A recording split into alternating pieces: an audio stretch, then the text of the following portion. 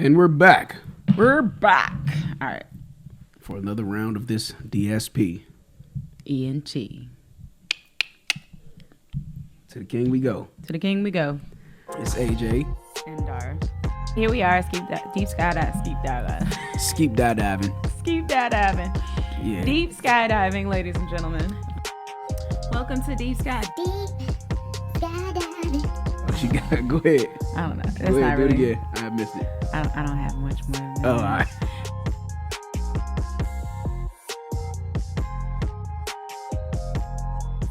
So, deep skydiving. Deep skydiving. Father, we just thank you right now for another day above ground, Father. Thank you, God. Have your way at this moment, Father. We ask you first and foremost that you forgive us for our sins, any and everything in our life that may have brought you dishonor, or even the things that just didn't simply bring you honor. I ask you forgive us for those things. Wipe away our transgressions, Father. As far as the east is from the west, separate them from us, Father, and let us seek righteousness in you and holiness, King. Your word says, be holy because you are holy. So let us seek that, Father, and let us do everything in love. Let all of our actions, our thoughts, our speech, everything, even our will, let it be filtered through love, Father. You just have your way in our lives. We thank you right now for this podcast, this episode. Bless it, Father. Bless our words. Let us speak with clarity, Father. You just guide our tongue.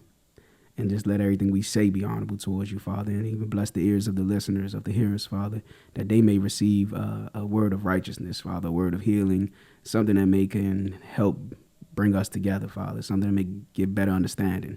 Whatever, Father, you do what it is you will with the speakers and with the listeners. But you just have your way, Father, and it's in your precious Son, Yeshua name, I ask you all these things. Amen. Amen.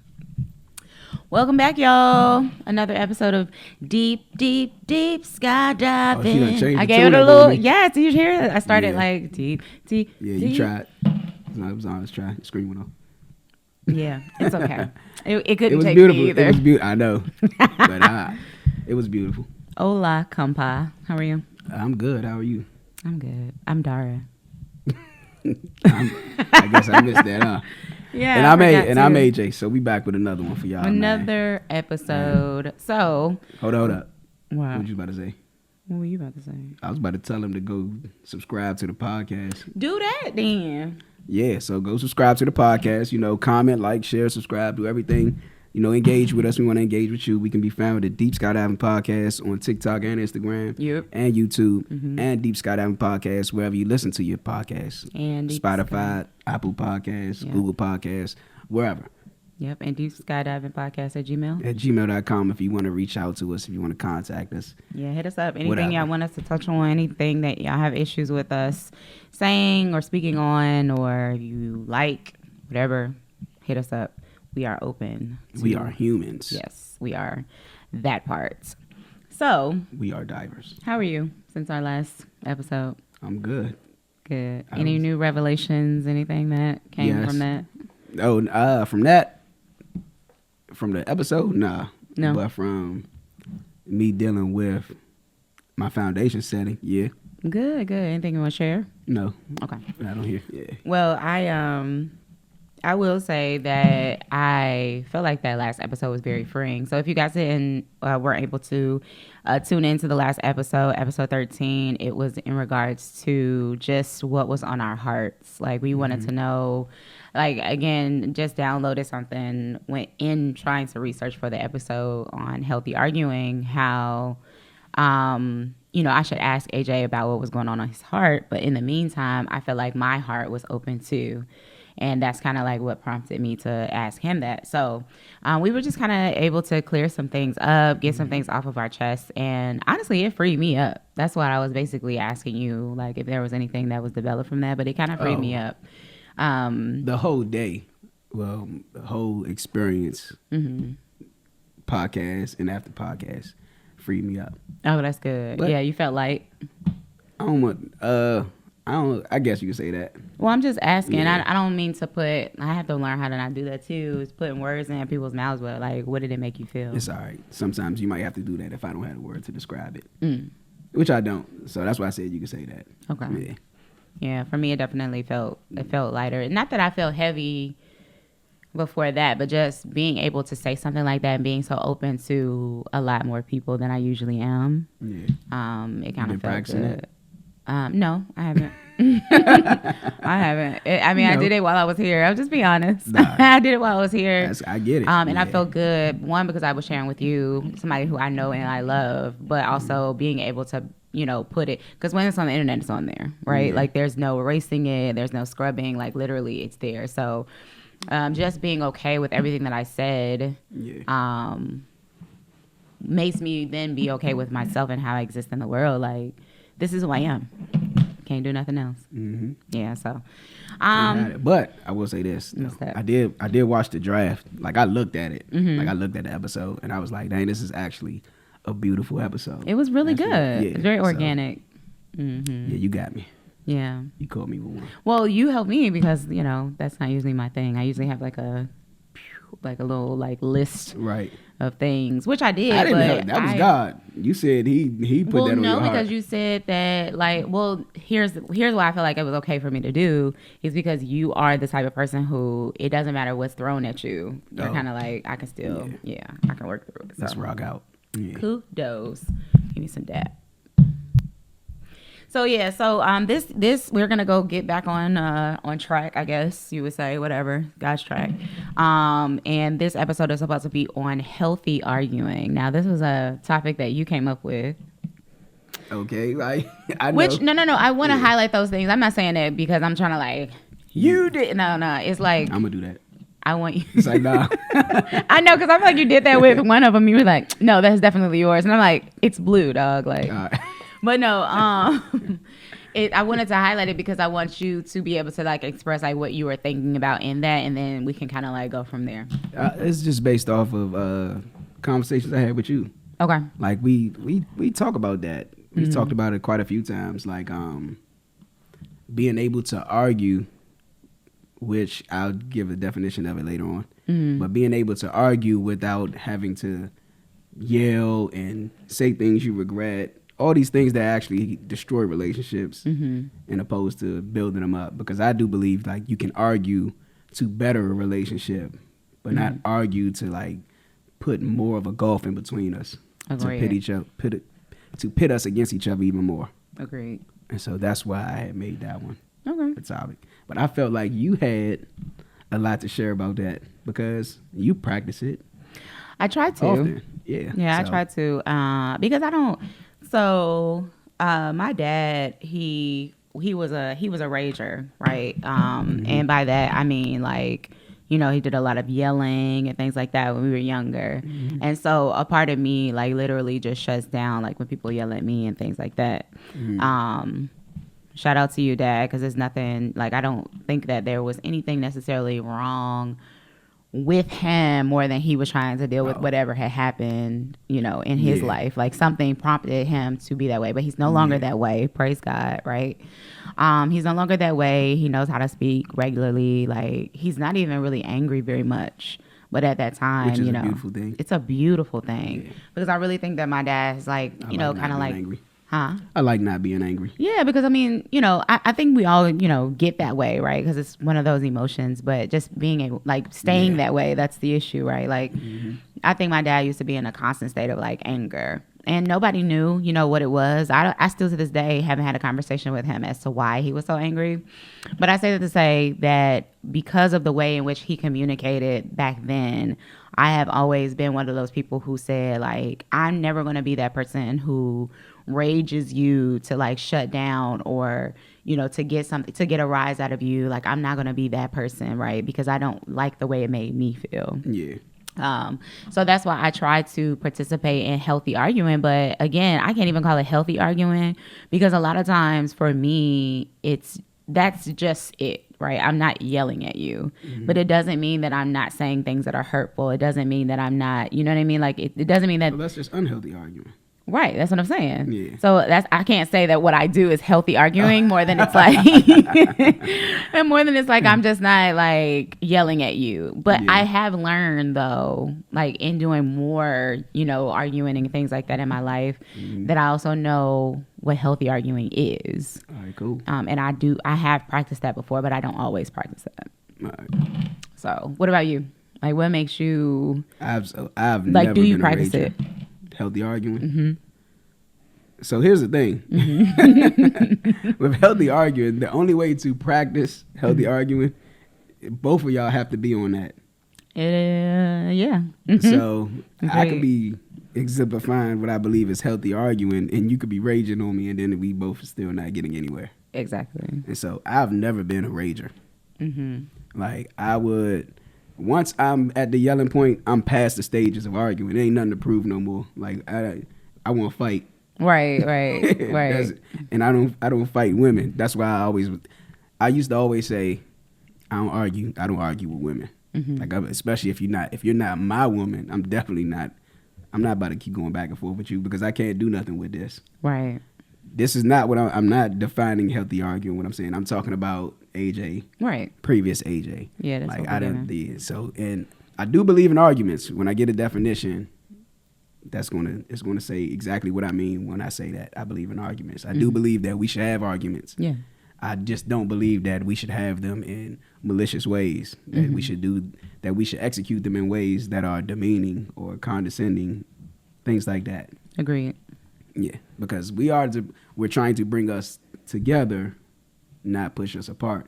Arguing in the way that 99% of people think about it, it separates more than it brings together. So we're going to talk about healthy arguing in the sense to where we can grow from it and move forward. Mm-hmm. Yeah. Okay. So let's talk about how we are now then. We talk about what we are then, where we were I'm then. still work in progress. Same. And I do think that that I wanted to make sure that everybody knows that we are still like I haven't mastered it. I haven't mastered healthy arguing. But again, it requires two. Only person I think mastered healthy arguing was Yahushua. Exactly. But who's arguing with Jesus? Oh, you didn't read the Gospels? The No, Pharisees, the Sadducees, they was definitely. going back. Yeah, definitely. But I feel like when you know your truth, right, and when you allow people to exist or hold up the space that they hold up, then there really is nothing malicious about what you would have to say to them, right? Like, because this is what I know, right? This is what works for me. This is my foundation. Mm-hmm.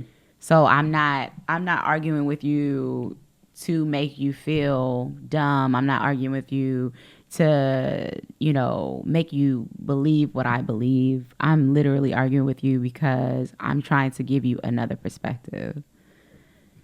I'm not trying to convert you, in other words. Like, I'm not trying to attack you as a person. I'm not trying to make you feel small. Right. I got you. Yeah. Same way. Mm-hmm. And that's when I realized that I can't have this type of conversation, this argument with people, because many people can only see things from their perspective. Right. This is why it's an argument, Mm-hmm. because you can only see things from your perspective. And it's not that I'm trying to give you another perspective. I'm trying to give you my perspective. Mm-hmm. I'm trying to get you to understand why I said what I said or why I did what I did. Whether you agree with it or not, I just need you to understand it. Right. It doesn't matter whether you would have did the same thing or whether you would have said the same thing or not. I just need you to understand it, because once you can understand something, then you can give grace towards something. Mm-hmm. Then you can be like, oh, okay. But That's if you how he attack is. me for it and everything, if I said something or I did something that bothered you, Mm-hmm. and you attack me for it, like there's a chance that I might do it again. Mm-hmm. Because now I'm just going to get defensive from what you said, and I could get stuck in that, well, this is just me mindset, instead of me saying, well, dang, I do care about how she feels. Mm-hmm. Like if you came to me gracefully, like, you did this and it kind of made me feel this way, then it'd make me consider your feelings. But if you came to me like, I hate when you do this, blah, blah, blah, I'm like, well, hold up, dragon. Mm-hmm. I ain't, And you do it again. not intentionally, Mm-hmm. but it didn't trigger the compassion in me to not want to do it again. It made me Gotcha. defensive and put up a shield to where now I'm not dealing with that part of me that bothers you. Gotcha. If that makes Okay. any sense. Yeah. No, I was just trying to make sure that I heard you correctly, because I am kind of like the other way. Whereas I'll tell people, like, especially now, because I know who I am, Mm-hmm. that even if they rage at me or whatever the case, my usual way of going about that is sometimes I'll shut down. And sometimes, just be able to process it. And then I'll come back with you with, hey, listen, I heard you. It may happen again. Cause like that's, and I did say that to somebody and they were like, why would you say that? Like, why would you say that it'll happen again? Like I just told you, like it pisses me off. And I said, do you realize that I did that out of my natural person? Like I literally did that out of being who I am. Like it's going to take time for me to that right there triggers reprogram. me. What? Hey, why would you say that? Like, why would you? And I Yeah, just told you. Like, yeah. It did trigger me. You know what the first thought that came into my mind? What? Because this is how arguments happen. The first thought that came into my mind when you said that, just pretend you're the person that said that, is this world don't revolve around you. Everything is not about you. Period. But I do understand that can also warrant a response of more intensity. So exactly, yeah. And that's where when I said what I said, it was me. It was after I was able to process everything and just kind of like calm myself down. I noticed that I have better arguments when I'm able to process like what may go down before, like just thinking about the fact that like, and not even like, okay, well he might say this and I'm gonna say this. No, I mean like I pray against it. Doesn't matter what he says, Darah. Yeah. You are going to be okay. Like sometimes you have to have that type of pep talk and like understand like, just because he feels away or he's holding up a space it doesn't have to be a personal attack on you. Yeah. So just let him say what he's gonna say and then you keep it moving. I be praying against that because I do that What? a lot. Like, what, get defensive? I'm gonna say this. No, I'm gonna say this, and I know they're gonna respond with this. Oh yeah. And then, so I'll be like, God, let me get out of my mind because I don't know what's gonna happen. I just want to be true to my heart. And child, let me tell you something. And I think that's a part of being in our heads a lot too. Yeah. So in my head, I cannot speak for your head, but in my head, especially growing up when I was younger, I did do that, right? Like, okay, well I'm gonna say this, and this is probably what they're gonna say. But if they don't say that, then I'm gonna say this. You know what I mean? But then I also was that person who, after we've already had the argument, I'm like, dang, I should have said. Like, no, so look, transparent moment. Yeah. Even last week, or whatever that was, when we did the last episode, and I was like, dang, after the episode, when I was telling my truth or addressing my lie, whatever it was, and I was like, afterwards, I was like, dang, when I said I was going to have this conversation, these are the things that I said I was going to say, and I was you didn't like, say any of them. I ain't say, I probably said one of them. I didn't say, and I was like, you know what? I said, forgive me, God. I said what needed to be said. That's it. Like that was, And that's, but I'm learning that though, right? Yeah. Like what happened is the way that God wanted it to happen because he allowed it to happen. And because I'm like you, like I be having bullet points, like I'm gonna hit this and it's gonna flow into that and then that. And it's like, who do you think Never you are? works out that way. Yeah. Like who do we be thinking we are though? I heard this clip on TikTok. Bless me. The dude was saying, this dude used to be an atheist. He's a believer now. He was saying, what are we praying for if God already knows what we're going to pray for before I say it? My mama says that to me. All right, so look. She said it's for us. Look, it is. So it's for you and whatever that you're praying for. This is the thing he said. And it hit me hard, convicted me a lot today because when I did my walk and talk with God today, I literally was walking up the street like, God, I don't know what to pray for. And the dude said, man, God hit him up and was like, I'm just paraphrasing it. He's like, why do we pray if God already, when he was an atheist, that was his stand. What are you praying for? If your God already knows what you're going to say when you prayed, then what are you praying for? And he was like, God told him, it's because you don't know what you're going to say. He's like, you pray to God because you don't even know what you're going to pray for. And when I was walking up the street this morning, I was just talking to God. I went through how I'm feeling, everything else. And I was like, all right, I'm going on this walk with you. I just want to be in your presence, but I don't even know what to talk about. Yeah. And I was like, God, you just guide my tongue. If I'm supposed to listen, you speak to me, give me what I need. And he did it. And I was like, that's so real. You don't even know what. Yeah. When you start praying, you just got to do it. And I think that's the stance that she was coming from, my mom, when she was saying that. Like, she was saying, like, it's more so for us in a sense of, like, not like that we're not participating in a relationship with God, right? But just in a sense of, like you said, like, you didn't know what was supposed to be downloaded, what you were supposed to pray about, so forth and so on. And a part of that helps you, like it even helps us with our faith, being able to practice those things, the things that we pray about, believing in God to do it. And just the fact that like you had nothing in your mind and now you have all of these things in your mind that you can pray for, like all the people that you may be thinking about or things or whatever, it makes you then believe even more because it's like you didn't come up with it. You know what I mean? So I think that that's very powerful. You know what I mean? Like, And he brought one of them to my remembrance for a reason, so I'll share it. And I've never prayed this. I never prayed it like this before, if I have ever prayed it. And I was just wild when he hit me with it. It might not even be a big deal to anybody else. It was a big deal to me. But he had me go to him, and I was like, God, let me not judge the flesh by the flesh, but let me judge the spirit by the spirit. And what prompted it is because what came to my mind was how you say you love people just because they're deserving of love, not because of what they did, but just because they're all God's creation or whatever, just because they're human. And when I think about it, I was like, I have love for everybody, but I don't treat everybody with the same amount of love. And I said, God, I want to see how you see. You know, let me hurt from sin how you hurt from it. Let me see how you see. And let me judge how you judge, because I judge from the flesh. And then I was like, man, it hit me. It was like, God, help me to not judge the flesh by the flesh. I mean, don't let me judge you by my eyes or what I see, what I perceive. But let me judge the spirit by the spirit, meaning the spirit you operating in, the spirit of that person by the spirit that God has given me. So, and I wonder how that's going to like manifest itself in your life. I don't know. When I did my visualization earlier today, I was journaling. That was a part of the description of like my husband. Yeah. Just somebody who is able to, because I don't think there are a lot of people who see the world the way that I see it. In that sense, right? Like being able to love all, but like, you know, you don't necessarily like all, but you love all. Like you realize like, I'm no better than who you are, right? Even when we were talking about the spotlight thing. And I think that because of me knowing like, I'm never going to be able to please my husband every single day. I'm never going, there are going to be times where I'm going to be so irritating to him. But if he believes that as a, right.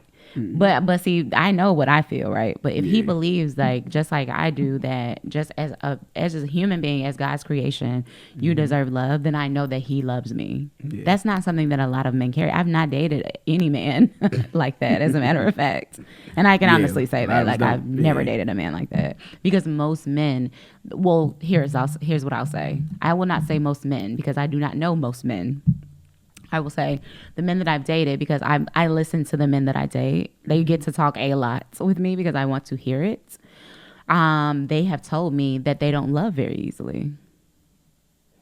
And then you date a girl who loves very easily, and not in the sense of being in love with everybody. I think most men don't. I'll say it. I don't think so. Yeah. But I can't, I don't want to generalize. I would do it. Let me do it. I'll do it. Yeah, sure. Yeah, you're a man. Yeah. Yeah. So. Yeah, but go ahead. What were you saying? Nah, you was about to say something. No, I was just saying, but I basically say that to say, going back to what you were saying, that was a part of my visualization. So the fact that you said that prayer, for God to be able to allow you to not judge the flesh by the flesh is dope, because I would love to see how that manifests in your life and how you, as a man, start to transform, because then you'll notice like it doesn't hurt you, and it's not you, AJ, right? It doesn't hurt anybody to give love. It doesn't cause you pain to give love, right? What causes you pain is when you're judging somebody based off of the flesh. That's what causes you pain. Now, mind you, if we're talking on a spiritual level, because there are things that cause me like deep pain on a spiritual level, I can tell the difference. You know what I mean? Oh, 100%. Yeah. I definitely know what you mean. You know what I've been through. Yeah. So, yeah. Nah, but anyway, what were you going to say? Thinking about it in regards to the topic today with healthy arguing, is that prayer, just thinking about how you say you want to see how it will manifest. In those arguments, in those moments, like how I'm perceiving it, it could come out greater, it could come out like not at all how I'm speaking or whatever, I don't know. But in those moments, to not judge that person like in the flesh in that moment. Like even if you're saying hurtful things, you're saying demeaning things, even if you're being sarcastic with me, to not judge you by my flesh, because what you say might hurt me, is get me in my feelings or something. That's the flesh right there. Me wanting to respond out of in wit or in spite or whatever. That's the flesh right there. Instead, judge the spirit by the spirit. So I'm seeing that the spirit of this man or the spirit of this woman, whoever, is hurt. Like it's broken. The reason they're not responding, this ain't even about me right now. It's not about the flesh of AJ right now. Right. But let me use the Ruach, the Holy Spirit of God, to not judge the spirit, to say whether the spirit is bad, wicked, or whatever, but how can I help this individual? Like the spirit that they are, even if I recognize the spirit that they operating in is more hurtful to them than it is helpful, whatever. How would Jesus, how would Yahushua address this situation? Like how would he deal with this spirit? You know, we've never read in any scripture, any book outside the Bible, anything about a person with a wicked spirit on them or anything that brought harm, that he like took offense to, that he responded to in his emotions or anything. We never read anything about that. And so, but he always responded with love. Even when the demons themselves spoke to him, he still loved the person, cast the spirits out into the pigs or whatever and everything, and let them fly off to destruction. But he always recognized the spirit and still dealt with the person in love. Yep. And so that's what I want to, practice and everything. And I try that now. Some people I do that just by not even arguing with them. When I see that, I can't go back and forth with this person. I can't go back and forth with this individual because they're not operating. It's only one spirit that we should all be operating in, and that's the spirit of God. Agreed. Which is love.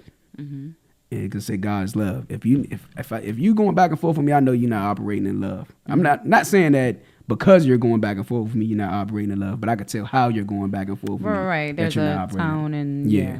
So have you ever been arguing with someone and you do start to feel your flesh rising, right? I feel like everybody's feeling, but instead of you then attacking the person back, have you ever asked yourself, why is my spirit rising right now?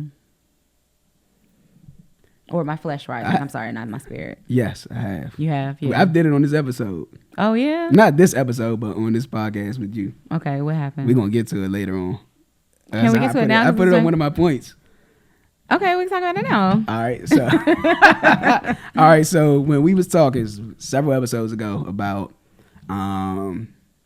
because I just watched this episode again. I don't know why I went back and watched it, but I just watched it. Where you were saying, where I was talking about if a man comes home from a hard day of work or whatever, he sits in the car for a little bit, and then he comes in the house, because he wants to get the filth of his day off of him, like mentally. He doesn't want to come in with a groggy character or a fallen countenance or anything. He wants to come in with love, like a new beginning to his family. And you was like, if you was to see that, then y'all would first take it personal and say, why is he sitting outside? Like, why does he always have to do this? Whatever it was. But long story short, you had said something and you was like, don't try to understand. Like, don't try to understand what we're saying because you can't understand. And I'm like, what? That doesn't, to me, I'm like, that doesn't even make sense because what do you want me to do with this now then? Like, I have to try to understand it if I want to correct it. But that was one of the instances because even though it's not a situation that me and you experienced, but I had put myself in that man's shoes while we talking, and then it made something in me. Like I wanted to go back, but I was just like, all right, nah, it ain't worth it right now because I don't even know why I'm feeling like this. Like it's not even a real situation. I'm like, I don't know why am I even feeling like this? Let me just. But have you ever experienced that before? Like something, even if it wasn't your wife, but have you ever had like a situation like that happen in a relationship that you were in, and maybe it triggered you to go back to that? Who hasn't? Well, I mean, I haven't because I'm not a man. All right, do you get what I'm saying? So you mean a situation? Okay to be triggered. You mean a situation where you talking about a situation similar to that, or a situation where I had to ask myself, why am I feeling like this? No, I'm talking about similar to that. Like when you was most like, definitely. Yeah, because what I'm pointing out is sometimes you don't at the time know why you're so boom. That's the reason why it's like sometimes while I'm in an argument, I have to ask myself, why is that part the part that made my flesh rise, right? Yeah. Because like you said, it caused you to get in, in your flesh, or you felt away during that episode, and you didn't even really like address it right then and I there. know exactly what it but is. it could have been triggering, Yeah. you know what I mean, from I know. something that happened. Like it don't have nothing to do with Yeah. me. But that's the way that's my point, right? That's the way that we live life. Yeah. I cannot be responsible personally for me speaking out of my mouth something that I want to say and it triggers you. Not I at can't all. be responsible for that. Not at all. I've had arguments where the person has told me that I need to be aware of the things that I speak because them. I don't know, right? Yeah. Because it could be something that makes, Like that you got person your hurt. triggers written on your head, and it's my responsibility to read them and avoid them. That was my thing. And I honestly, I wasn't trying to be funny or anything like that. I think she thought that I was trying to be funny because she was still in her flesh. She was still like red hot from what I had said. But as I told her, I was not even thinking about your traumas. You know what I mean? And the thing that bothered you did not bother me. So of course I'm going to be able to freely speak.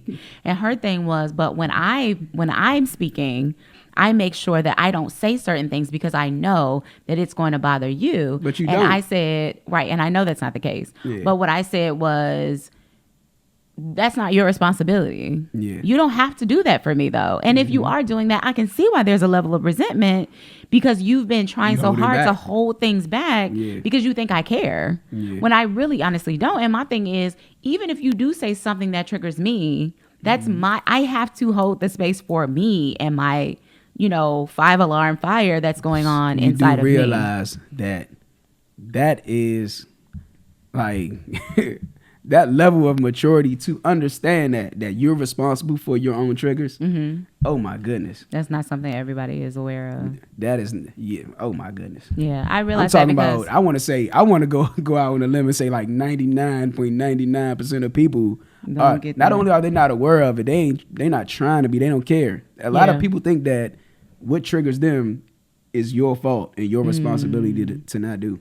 yeah. Which I disagree but with 100%. I disagree Yeah.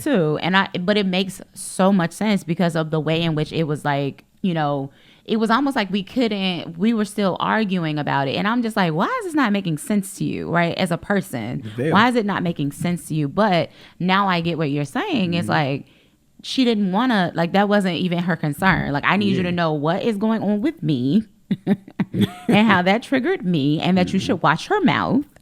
And that's that, right? But I was like, but that's not going to happen, though. It's not fair at all. It's not going to happen. Yeah. So when I left the argument, I was just like, well, like, I guess we're going to see what triggers you next because you don't even understand that that's your, that is your stuff. I can't do anything with that. And I'm not taking it out of here.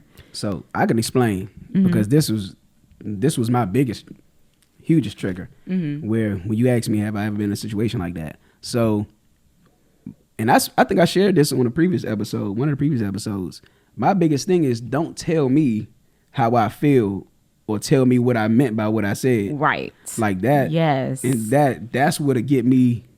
Riled The up. flame starts rising in my chest. And I'm like, because that's how you took it. And because you took offense to it or because you disagree or you don't like it or whatever, you're telling me that that's what I meant and it's not what I meant. Right. And it's also not what I said. Don't add words or take words away from what I said. But that goes back to our episode when we talked about intention versus reception. Yeah. And how most people, it's about the way they received it. It's not about what you intended it to be. You hurt me, and that's all that matters. Now see, and so now in healthy arguing, I think it should be reversed. It should be the inverse. Like what matters right now, because this is such an intense situation or whatever, is how you intended it. But That's why those questions should be asked. All right, so if I said this and it triggers something, your automatic response should be, hold up, stop right here. What did you mean by that? right. And that's not something that we usually ask. Not at all. Here's the thing, though, and it's just something that just hit me just now when you said that. The reason why it's so hard for us to trust that somebody intended it a different way is because we don't trust people at all. Can you understand that? Yeah. Yeah, like I know that the reason why and just going back to that situation, I know that the reason why she could not hear me say that I did not intend it that way, I was not thinking of you, is because she did not trust anything that I had to say. Yeah. And that's okay, right? Because I can't make you trust me. But it does make me feel like right now, like I'm even like, oh, okay. Whenever I do get into these type of arguments, if that person says, well, forget what it was that you intended, there's a level of trust that you just do not have. That, like, if I told you that, right, with the friendship that we had, you'd be like, okay, bet. Well, that's, I understand, like, that's how you meant it. So ain't no further questions. Your character, your track record, I don't even have to ask you that. Right. But with her, that may not have been the case. Like, that's not the case. Let's not say that may not have been the case. Yeah. That's not the case. And you know what? I have to be okay with that, because I found myself becoming offended because of the fact that she was questioning my intentions. Like, I would do anything to, harm her intentionally. Exactly. In front of, like, everybody. So my thing was, I think I started arguing about something completely different once I, got to that point. Yeah, I think I became defensive, and that's why we were continuing to argue. Because if I was enlightened at that time, I would have been like, okay, cool. Like, I would have stopped it there. Like, you're going to feel how you want to feel. And I have no control over it. I have no control over it. So I'm going to go ahead and get on out of here. Like, I've said my apologies. Yeah. That's not the way I intended it. You don't want to take it. So, boom. Yeah, you got to deal with it. Yeah. You got to deal with yourself. Yes. I don't have to go anywhere else with this. All right. So, look, there we go. Here we go. We're going to segue into some of these points. Cool. Right? So I'm glad you just said what you said. So you have to deal with first step, or first thing we should identify with healthy arguing when we going into these arguments is dealing with yourself first. We go into arguments thinking I'm gonna deal with you. Yes. Yeah. Me deal with myself first. Because you think you already know you. Think you are. Yeah. And that's even more reason for you to deal with yourself, because if you know yourself truly and you know you're a defensive person, check that at the door right here, right now. Because, and also think about that, if you already know yourself, then you don't have to spend a lot of time arguing with somebody to try to convince them of who you are. Right. Why did you just do I just felt like it. I did a strong blink, y'all. So I'm pretty sure they see that. It was strong. I'm pretty sure they see that. It was a very strong blink. All right. First, the definition of argue, right? Okay. What's that? We could get it out. Yeah, get it out in the open. It's two of them. Well, it's more than two of them, but these are two I wrote down. Okay. To put forth reasons for or against. To debate. So notice it never said anything about being irate, never said anything about arguing, yelling, cursing, anything, right? Nope. The second one I had says to persuade or influence as by presenting reasons. So both of them are saying the same thing. If you have an idea and I have an idea and they oppose, the argument, what an actual argument is, you're presenting reasons for your idea and I'm presenting reasons for mine. And that's it. That's it. Boom. That's it. And so we naturally do that. Yeah. For the most part. Most of us do.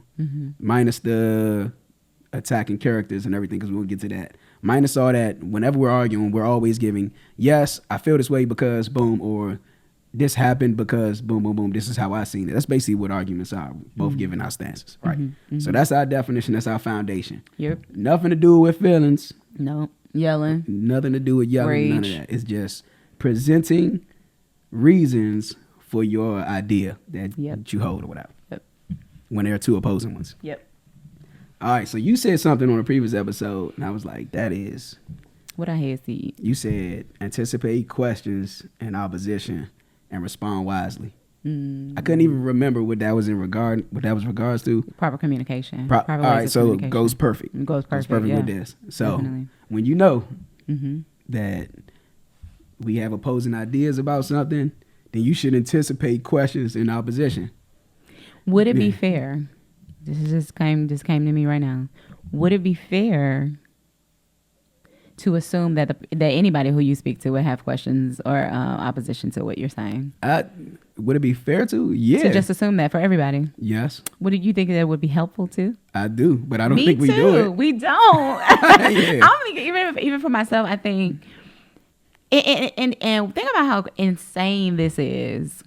We all have been raised differently. Mm-hmm. Even my sister was raised differently than me, and she lived in the same household as me. Mm-hmm. And I don't mean like my mom just kind of like, you know, she had to ride the bus to school and then I had to. No, she was raised differently than me because I interpreted my rearing differently than my sister interpreted her rearing. Right. So she could think that my mother was golden, and I can think that my mother was like, you know what I mean? Like, I've seen better mothers. You know what I mean? Mm-hmm. Like.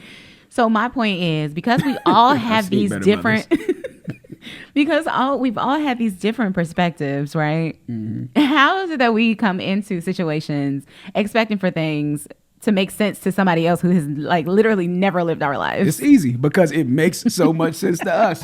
Like, how are you not getting it? Because I have those moments all the time. I mean, like, what are you not getting about this? Me too. Like, this makes perfect like, sense, this and is everybody's common like, sense. no, what? Like, what are you talking about? Hey, I go through it all the time. Yeah. In So- your head, you've been like having this meeting of the minds with yourself. Now, I've said that out loud. Like, how are you not getting this? No. I'm talking about yeah. like all day you've been thinking about a thing, and then you present it to people, and they're like, wait. And you're like, what do you mean? In my head, everything was. Oh, nah, I don't do that. Oh, I do. Like, nah. I do. Yeah, act That like made it was perfect already. sense. Nah, yeah. Yeah. But anyway, go ahead. All right. So that part, anticipate questions. Mm-hmm. You know, and anticipate questions in opposition Mm-hmm. and respond wisely. My second point was, and I got this from Mo. Back in our Bible study days, he taught us this. What's more important, the point or your piece? You said that to me before. Right. Mm-hmm. I got it from Mo. I can't take the credit from that. So what's more important, your point or your piece? So is this really worth? My point. I'm just a lot playing. of women feel that I'm way. just playing. She's serious, It's y'all. not, no, I'm not serious. I'm not. So I'm is this debate or is this argument really worth us having? Is this really about to change something? Right. Like, What are is we it- arguing about? Right. Is it a must that I must get you to understand my perspective on this? Because have you ever had an argument and you like, and you know, like, at the end it wasn't even about what y'all was arguing about? Yes. Mm-hmm. But don't nobody be like, what are we arguing about? We just No, keep on arguing. I've done that before too. Oh, yeah. Yeah, you never had arguments where y'all just going at it and then at the end you realize both of y'all are saying the same thing. Oh, heck yeah. Just two different ways. Yeah. I feel like it happens to us. I mean, yeah. Like, we're not having a different conversation right now. We're literally Man and talking woman. about the same thing. It's the compartmentalizing the spaghetti. The waffle and the spaghetti. So And just, again, the way that we were raised. Yeah. I perceive things to be a little bit differently than you, or it's just coming out a different way, or it seems like it's coming out a different way, but it's exact same thing. And I think a lot of times, like, it's possible to get to the same point, you know, without having to go the same route. Agreed. And I think that's the problem with us also. Like, we all might have the same goal, but my thing is, no, we need to do it this way. Your thing is, no, I think it's better if we do it this way. And neither one of us want to compromise. Right. Both of us want it our way or don't want it at all. And I compromise a lot. Like, what you mean? What you doing? I'm just saying, like, this is Oh. what we were talking about. Like, people Yeah. thinking that their way is so important, and it's just like, how is that possible? Which brings me to my Your last next point. Yes. for this part. You read it already. No, I didn't. Oh, it's okay to lose. I like the segues. It's okay to lose. An argument? Yeah. It's not okay. It's- I'm just No, it is okay. It is. I've lost a lot of them. I have also. It's okay to, what's it called? Concede. Concede. That's Yeah, the word. that's the yeah. word. It's okay to concede in arguments. It doesn't And, feel good all the time, but it's usually your pride well, let me that tell you doesn't allow you to something. concede. If anybody knows about this, it's men. Married men. Yeah, I know. Men in relationships, married men. Like, look, man, just let her have it. Yeah, I know. It's okay to, because Well, that's why we need y'all too, because we don't be wanting to like concede. Oh, I know. Like, we want to get the last word because that's what we do. Yeah, it's yeah. So we thank you for men, Lord, amen. Yeah. That was a prayer. And I'm just thinking about, you know, it's something within me that I have to deal with, because I will concede and not all the time, but sometimes I will concede. But I don't do this with women. I'm just gonna let you go ahead and get your way. If I concede, you go ahead and get your way. But I do this with men, like work relationships, anything that we're doing outside of work, like reaching goals or trying to get things done or something. I might concede to your way and still just be like, all right, man, you got it. Go ahead, let's do it that way. And then I'm still gonna do it my way. Well, Yep, I've done that too. Yeah, just to get rid of the whole. It's not worth us going back and forth about this. Just go ahead and let you think you got it, and I'm just going to. Yeah, that's what y'all do to us. Make it work my way. Nah.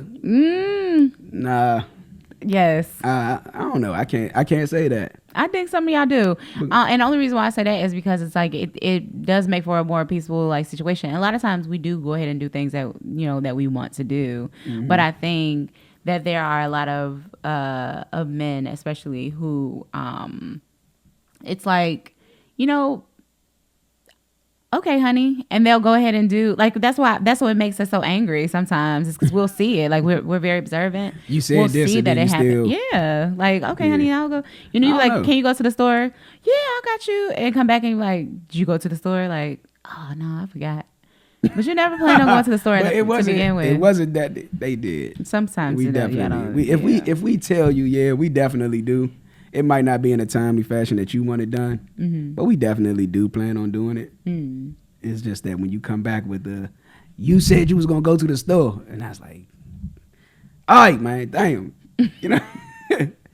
But but it's okay to lose, and the reason, and I had to bring this up. I said I got to work on myself with this, even when my dealings with men. It's okay to lose. It's okay to concede. It's okay to do things other people way because I'm a decision maker.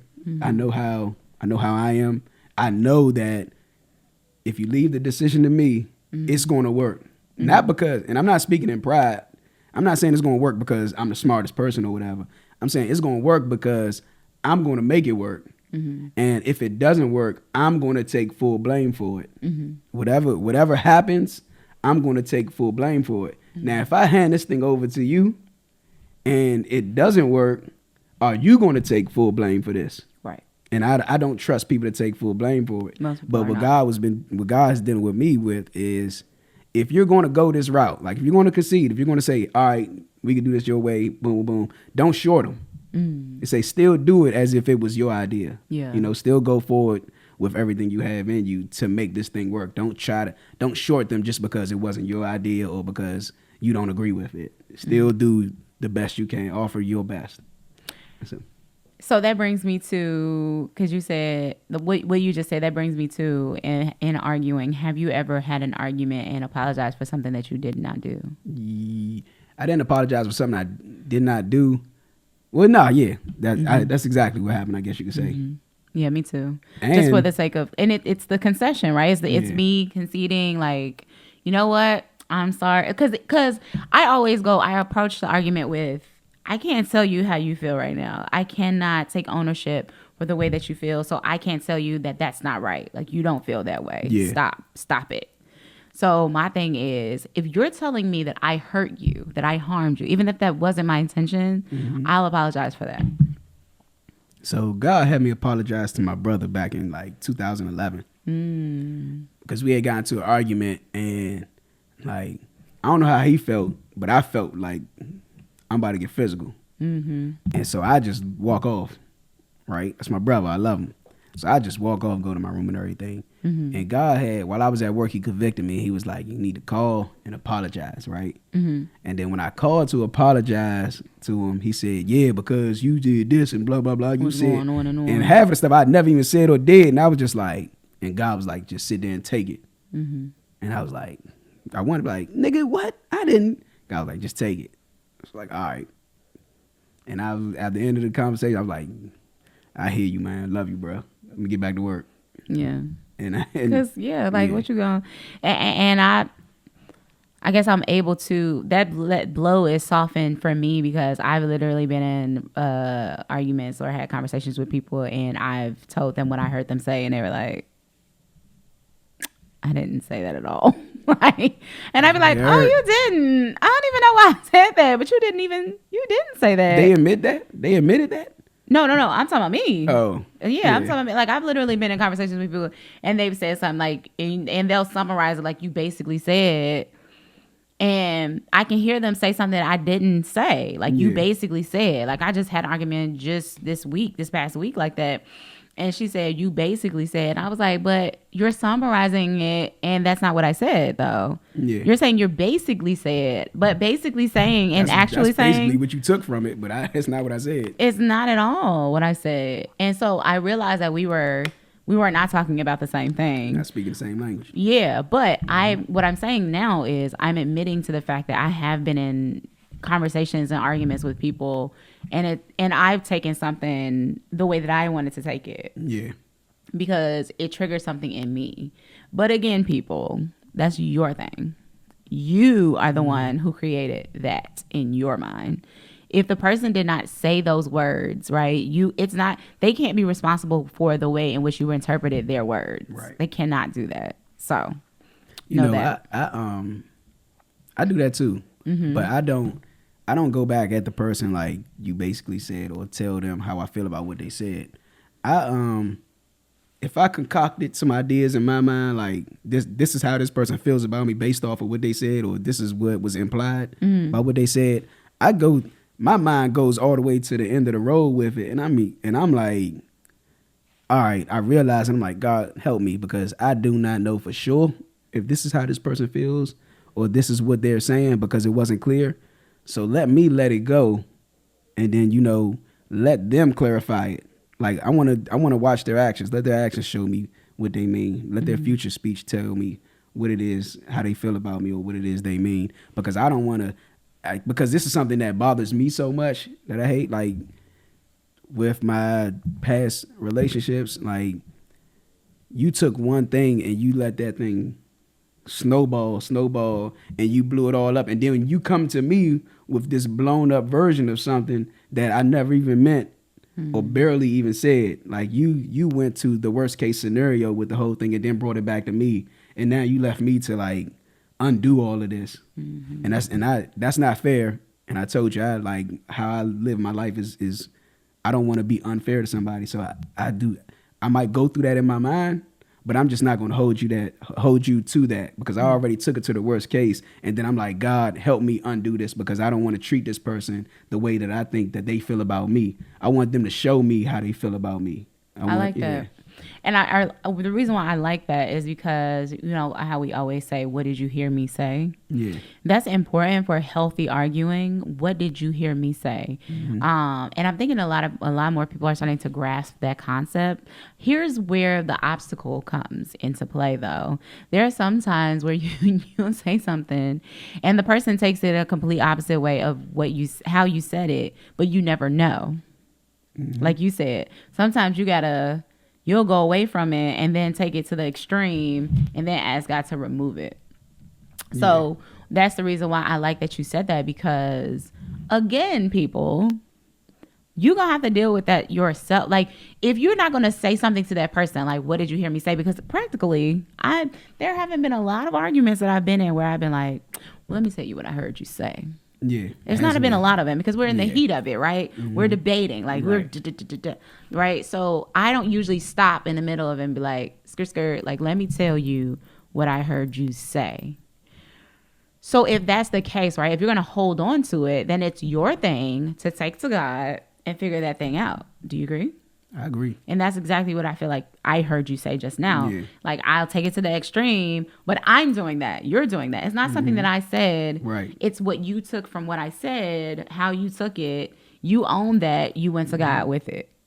Right. And the reason, so I hope this makes sense what I'm about to say. The reason I'm taking these things to God is because I'm going to worst case scenario and it's making me feel a certain way about you. Right. Not you, but the person. Right, the person who's presenting and it. I don't like feeling that way. Now, you have to, I was an angry person before.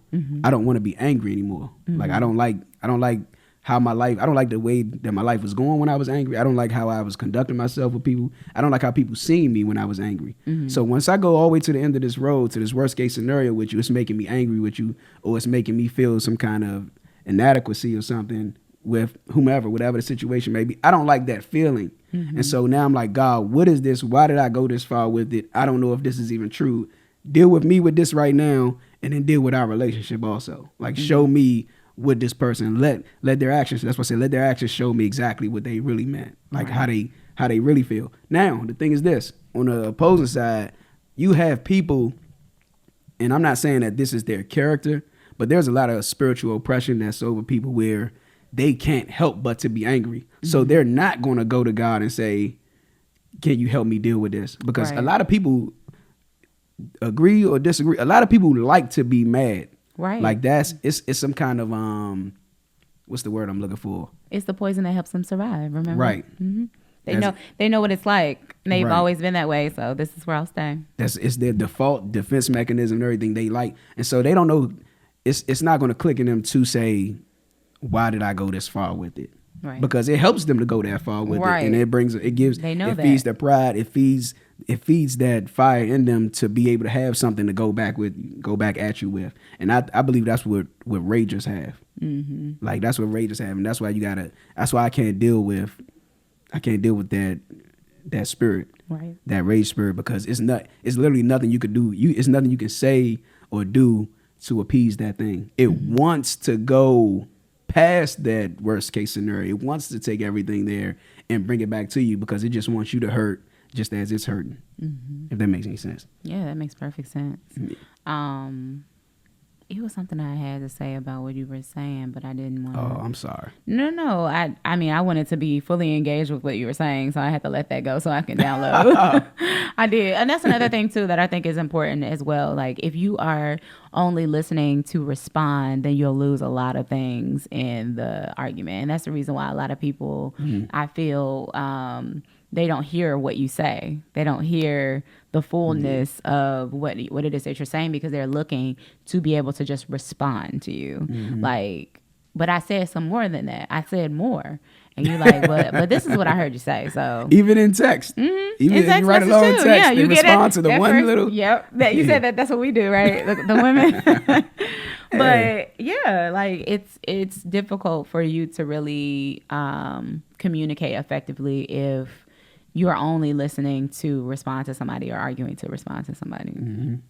But I'm trying to think. I think the healthiest arguing that I did in any relationship was in my last relationship, and I think it's because he was willing to hear me out. I think that's one thing that we both made space for one another, is to hear the other person out.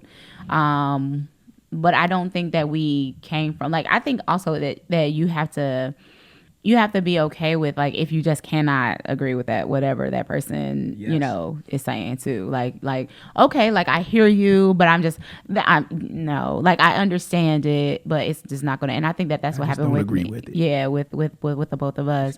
I think it was just one of those things where it's like, well, I just can't get jiggy with that. Like, I don't understand it. I probably won't, thank you for sharing. But like, you know what I mean? Like these are the things that I've dealt with. In a relationship, when you're involved with, so because this is somebody that you're like involved with in doing life. So when you have those moments, I don't think, and I could be wrong, I don't know, I don't think it's healthy to move forward without I always want a resolve. We may disagree. I think it's important to talk about how are we going to move forward from this. I agree.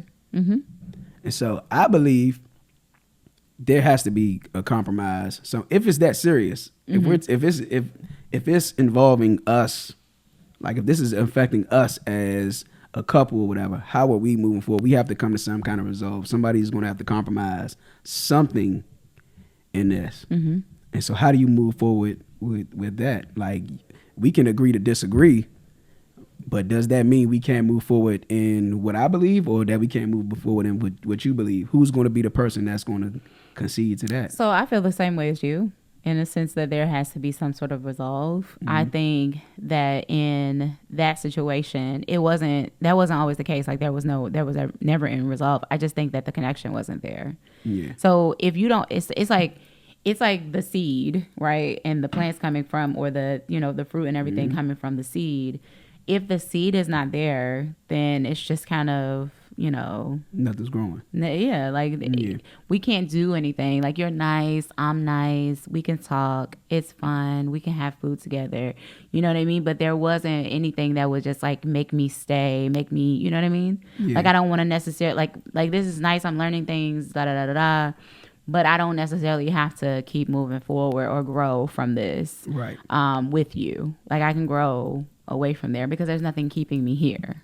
Does that make sense? So I think that that's where that resolve comes from. So we'll go in with my business partner, my relationship with my business partner. There have been plenty of times when I just don't see eye to eye with her and she just doesn't see eye to eye with me. But there's that connection that we have a business to run. We have a ministry here. Like we have something greater than us that we are staying here for. Right. So if you don't agree with me and I don't agree with you, okay, well, let's figure out what can work for us. Like let's start when, like, I opened my business before I was 30. She's 14 years older than me. So and she had a family. She's been married, kids, all that like stuff. How you did that. A full, what? She's 14 years. Yeah. She's 14 years older than me. So there were a lot of things that I'm just starting to learn that she's already been established in. Because she's already been. Yeah. And I'm sure that I just I know she just wanted to like some days just go to my body. Like just, why are you this way? Punch you in the face. Right. Because naturally, I'm about to be 30 and to most people, especially Gen Xers, right? Yeah. 30 is like you got things going on. Like if you think about generations before us, people by the time they're 30, like they have established things, right? But we were coming to the generation at that time where a lot of things weren't established. People were taking more time. People weren't having children until later in life. Things like that. It's fairly young right now. It's really very young. Yeah, it's very young right now. So that wasn't something that she understood, but I can understand that until now when I'm, about to be 40. More experienced. Yeah. That's it. So I didn't even know how much agony she was going through at the time, but it was like we were constantly arguing, constantly da da da da da, because I only know what I know and she knows what she knows, and we had to come together. So then we came up with things that would help us. So, whether you understand or not, like this has to be paid, or whether you understand or not, this has to be put into place. And now I get that. So with a relationship, like if I could take that from that into a spiritual union and, something more serious like marriage, to me, it would seem that that would be the same kind of blueprint that I would use. Like, okay, this is important to you. This is important to me. What is our compromise? How can we make it work? Right. So let's say my husband doesn't like to do the dishes, but I'm always cooking or whatever. Okay, if you don't like to do the dishes, then this is what we'll do. We'll use, plates or something that we can dispose of or whatever. Just coming through compromise. I don't want to do that, but maybe on Fridays, like when it's your day, then we'll dispose of the things. As long as you're taking out the trash, like we Gucci. I just don't want my house smelling like trash. That sort of thing. Those are I'm willing to do that though, but it has to be a connection. Yeah. You know what I mean? That makes me want to do that with you. Yeah. Yeah. Nah, I had it made me think while you were talking. It made me think about E.T. and his wife, and the assessment that we took, the little disc assessment and everything, and it had me think because we're talking about the resolve, right? And so I know with me, because I'm a high D and a high C, I'm more task oriented than I am people oriented. So I'm always thinking about resolve, end goal, how to accomplish this, making it work, right? And I know if my wife isn't, and we're having these arguments, because E.T.'s a high I, his wife is a high D, and he came to the realization when they was going through their little counseling and everything with their assessment results. He was like, she never started an argument. He's like, I started every argument with my feelings and everything. She only deals with facts. She always comes with, this is what the situation is. This is how it needs to. And because he's in his feelings, he's opposing those things. And so I know with me, I'm not going to say 100% of the time, I'm that way. Mm-hmm. I do have feelings. I do respond to my feelings sometimes. I don't make decisions in my feelings though. Mm-hmm. And so, well, let me say now I don't make decisions in my feelings. That is something that I've made myself intentional about. And so I know with my wife, if she's not an excellent decision maker, or if that's not who she is right now, like we would have to come. It's my responsibility to find out how to do this with her. We would have to be able to come to some resolve where she'll understand, like, well, maybe he is making a better decision. Maybe this is just how I feel, and I'm trying to make a decision in my feelings. Maybe I know that I could trust him with decisions. So let me just concede to that, because I know he's looking out for our best interest, not just his best interest. And that was a thing, you said something earlier. That was a thing that had hit me also. I forgot to mention it, where when we're having arguments with these people, like, not only should I judge the spirit by the spirit, but who is this person that I'm having this argument with? Like, if I'm having an argument with you, I know that you're not my enemy. Right. Like, you're not you. I'm talking about you personally, not in general, but you personally, like Darah, like Mo, like Joaquin, like my mother. I know that they're not having arguments. We're not in this argument because we're enemies. Like, I know that these people love me, and they want the best for me just as well as they want the best for themselves also.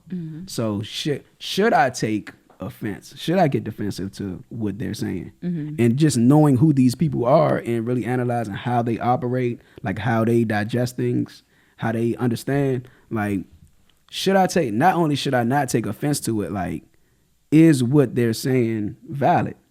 Like, I know this is no shot at my mother, right? My mother's a great decision maker when she's not in her feelings. Awesome decision maker when she's not in her feelings. But she's a woman too. She's the more fragile vessel. So when it comes to men, including myself and everything, she will get in her feelings. Like, God showed me that. Like, she will get in her feelings and everything. And so she will engage in those arguments. And my mother's the type of person, like, she's going to go until she's finished. Like, not when you're finished. When she's finished. When she's finished. And it's like, look, don't entertain that. Don't go back and forth with that. Let her get it off. Right. Let her get that off. But be able to discern when she's making a decision or she's coming to a conclusion about something because it's the wise thing to do, or whether she's coming to a conclusion about something because she's in her feelings. Gotcha. So it really comes with knowing the individual. Yeah. And so when it comes to conceding and when it comes to compromising, I think we have to, like, intellectually understand, man, this person, like with Joaquin, I can't go back and forth with Joaquin about finances. I know he's awesome with finances. He has a track record. I know the things he said. I can't go and say, but this is how this, like, he's looking out for my best interest. And I know, like, let me concede to this. Let me get out of my feelings and let me get out of even what I know. Let me concede to this because I know he's an excellent decision maker in this. This just may be right. I just may be wrong in this. Let me concede. So, okay, I'm glad that you just said that. That just made me go back to the point of anticipate questions in opposition and respond wisely. You can read that? Look at you reading. Well, no, I tried to knew write what it better. said. Oh, all right. So I just kind of put it together. That's why when you was like, you read the rest of it, I was like, no, I didn't. But going back to that, I also, so saying that, you know, maybe it would help us in arguments if that was something that we assume to everybody, right? Like, people just don't understand. So they're probably going to have questions. Make sure that you can articulate your point. Well, what if we also went into arguments with the understanding that we're not, like, with this very humble way of understanding that we just don't know everything. So that person could be smarter than us about that. Who wants to admit that? Exactly. That's what I'm saying. Yeah.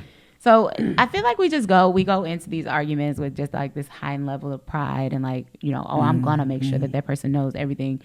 But it's like, why do I have to know that Joaquin is a finance guy to like allow him to be able to say what he needs to say and then me take in or take up or whatever, because of what you said. I need. What? Because we don't trust. That's what I'm saying. That's what I guess that's the point that I'm getting at. Yeah. Just trying to, and it's not even necessarily trusting in Joaquin or trusting in whomever we're talking about, but just trusting that there's something in this argument or something in this situation that we can learn. Which is why I like that you said that, like, he's smarter than me in that. Yeah. But how come I can't just assume that whatever it is that he's saying, there's something I'm supposed to grasp out of it? Instead of going in like, that's something I'm about to teach this nigga. You gotta have a level of humility. Yeah, like instead of being yeah. like, yeah, you gonna learn something today, dog. Sit down. I'm gonna stand my ground on this. Yeah, like, so what did you mean when you said, instead of being like, I felt a way earlier when we were talking, and I'm trying to really understand why I felt a way, and that's me, right? But what did you mean when you said da da da da da da? Yeah. Instead of being like, I'm gonna teach you how to talk to me. You know what I mean? It's like, yeah. So, anywho, that was just my little tidbit. It's like No, why it's can't we good. just Yeah. go into the anticipating? Gotta humble ourselves. Yeah, anticipating the questions Yeah. and also anticipating learning something instead of trying to You teach gotta add something that to always. it. Anticipate to grab something from it. Yes. From the opposition.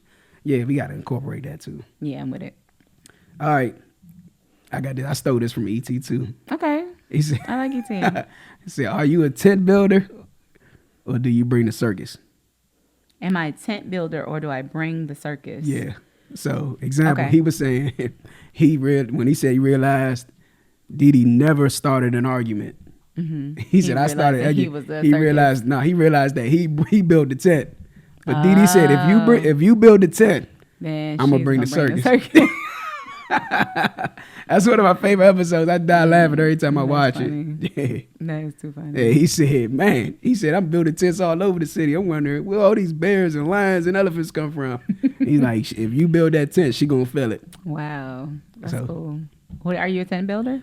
I am not a tent. I don't like to argue, so I'm naturally not a tent builder at all. But are those the only alternatives though? Because I feel like you don't bring the circus either. Ooh, But then I also don't bring the you tent. don't build tents. Yeah. So I don't bring the circus now. Mm-hmm. Oh, but I'm a circus bringer. Mm, Like, I don't want to argue, but if you get me there, then we gonna go. oh my goodness. So, confession, Mm-hmm.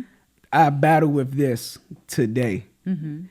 It's at work, especially with other men, especially at work, to where, I try to duck and dodge every form of confrontation and everything. Mm-hmm. The unnecessary confrontation. But if you're going to attack me, like you want to build this tent, I promise you, if my man listen to this, he going to be like, that nigga ain't lying. Mm-hmm. I told my man Tyree, I said, Tyree, if he get me started, I'm going on till tomorrow with this. I said, I'm going to make him wish he never did. Mm-hmm. And that's the thing. If you're going to build that tent, you're going to get me started, I'm going to bring some smoke to where you're going to need a couple more tents. And but it takes a while for me. You can't build a small tent to get me there. You're gonna have to be like, it takes 16 people to build this tent. And so once you start building that big tent, it gets big enough. That's when I'm like, all right, now you done gave me something to feel.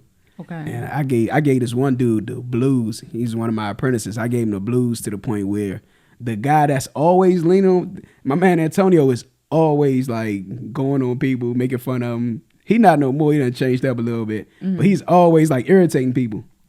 I was going on this dude so bad that Antonio came to me. He was like, hey, go ahead, man. Chill out. And I'm like, you got all people telling me. He like, go ahead, man. You embarrassing that man. I'm like, you ain't see what this man been saying all week. And so now you done build this tent. So now I'm just going, after that day, I never had the same issue out of him. Wow. And I'm going to confess it was messed up. That is not the correct way to deal with it. I would never advise anybody to go off like that. But what I'm sharing is, I know that's how I am. I still struggle with that today. So even probably 2 weeks ago, it was this dude at the job, me, my man Tyree that I work with. We was, I ain't gonna go too deep in the story, but the dude said something. They got stuck on trying to accomplish something.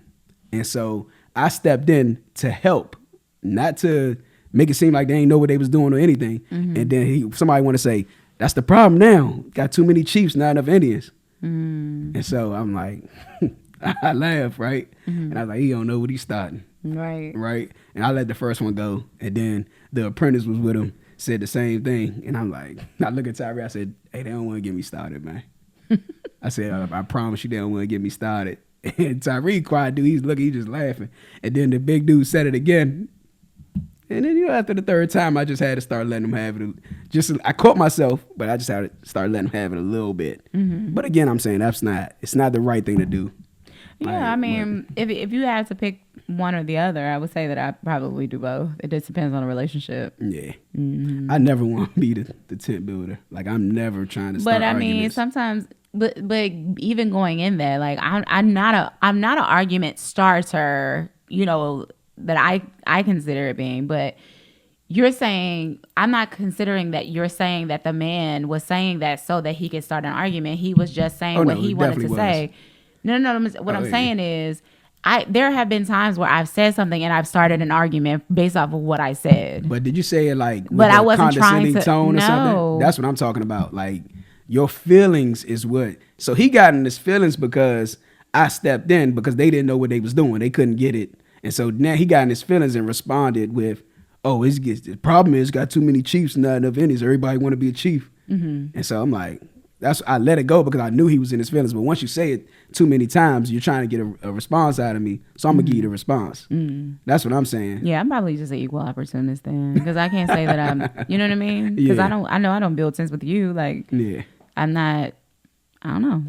So Depends on I person. don't do things to get a rise out of people. That's just not in me. Yeah, Like, if I'm doing something to get a rise out of you, it's because you already did something to piss me off. And so I'm real subtle with my I don't even know the word for this. Like, when I want some smoke with you, I'm real subtle about lighting that fire. And so I'll make it, that's one of the ways of manipulation that I got to deal with also. I'll do little things to make it seem like you started it. Oh, right. Mm-hmm. And so, like, that's how, when I was in school with fights and everything, that's how I would get away with not hitting the person first. I would do something to get a rise out of them. If I want to fight you. Like, if you done piss me off now I want to fight you, I'm going to do something to get a rise out of you where everybody could see it. And now it looks like self-defense. But really, this was my plan from the jump. I wanted to punch you in your mouth. Yeah. Yeah. Yeah, I know people like that. I mean, you know. What? I guess, all right. Yeah.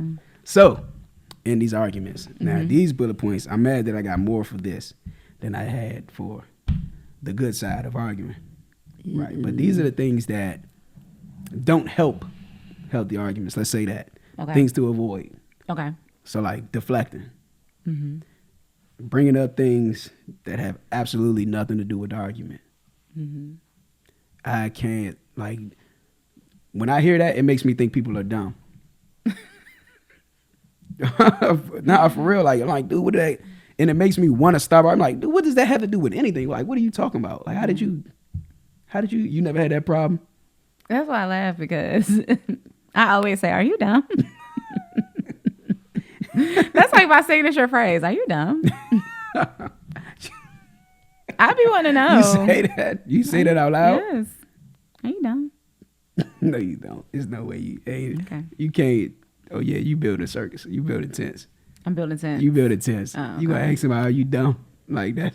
Because some people are like, all right, are you, like you, okay, so There's if I no didn't way say, you can say that to a woman.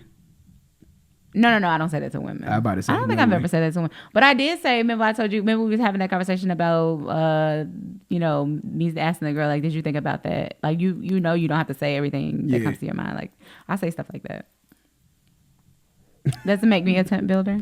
Probably so. Why do you say it? Because I really want to know. So, nah. Yeah, If you're I'm saying that, like, do you, if you're like, do saying that you in a know that that's condescending really like, tone, then like it's you really not. don't have to say everything Yeah. that comes to your mind? Like, I really wanted to know that. Nah, that's a genuine question. But in her mind, she was like, It's yeah, not. I think I should be able to say whatever I want to. Yeah, and she responded with a legitimate answer. That's fine. She was like, All right. Another thing, bringing up the past. So that's I do something. that a lot. Bring up the past. Yeah, but I don't do it. So I've always kind of the way that I speak to people. Some people think I'm being condescending or that I'm trying to make them feel dumb or whatever. But that's not my intention. But I do when I approach something where somebody else, I approach it to a point where they don't understand me. Right. I have to like break it all the way down to them. And sometimes I'll use points from the past. Like it's very much a very outline, like the way that I write. It's strategic. Very strategic. Right. So if I am bringing something up from the past, it's not to say, yeah, because you always do this, more than it's like, do you remember when da da da da da that happened? Okay, well, this is what I'm telling you. Like, those type of things are not going to help with me feeling like I'm connected to you, or, you know what I mean? Right. This is working. Like, I shut down because of this. Like, that's why that happened. So that makes sense. Yeah. I mean, I should have clarified it a little more. Okay. Because that makes Tell sense. me what That'll you help mean. you that'll help somebody understand. Bringing up the past meaning like repeated accusations. Oh, yeah. So like if you forgave me for something, Oh, right. and I keep on saying that's but yeah, don't but you keep cheated. yeah. Don't keep bringing that up now when we dealing with something else. We dealing with a new issue. Like I thought I thought that was done with. I thought that was in the past behind us. I thought we was moving forward. Right. Like why are you trying to like guilt trip me on something that happened last year or something that we put behind us? Got it. And making oneself a victim. Ugh. Now, you could help me with this one. I don't know how to deal with that because I'm so like brash and straightforward. I really don't know how to deal with that one. If we going at it and then you're going to make yourself a victim, like, because you heard my response, they're like, you know, this world don't revolve around you. I don't know a more graceful way to say that. I don't know how to like avoid that. It's going to make me shut up because I don't want to say something that's going to make this situation worse. So the way that I've learned how to deal with that is that I recognize that when somebody wants to be a victim, then that's just what they are, and I have to move on. Ooh, elaborate. So if that person is not trying to own up to what they did, right? Like if we're having a argument and I did something, you did something, I've apologized for what I've said or whatever. There is a level of me just allowing that person, like if that person wants to apologize and they can, but there are some people who be like, no, like this is what you did. I didn't like the way that I felt. And I can say that I'm sorry because I can own up to my part, but that person is still continuing to be the victim. It's a way that you can be like, gotcha. Like, you know what I mean? Like, Yeah. okay, like I've apologized. I'm not expecting one from you. I'm going to go ahead and move on with my apology. You don't have to move the same way with people like that, though. Yeah. I personally don't like to mess with people who are constantly the victim. I don't. I do feel like there are situations where you're just the victim, right? And I've done something to harm you and we can move on from that. But if it becomes a, habitual thing, Yeah. I'm not moving the same So with you. people that'll make themselves a victim because they figure they're losing the argument or something. Yeah, see, that type of thing, Because you have to stop the argument. Like there's nothing that there's nothing that you can say or do to convince them that they're not the victim. So you don't have to waste any more of your time.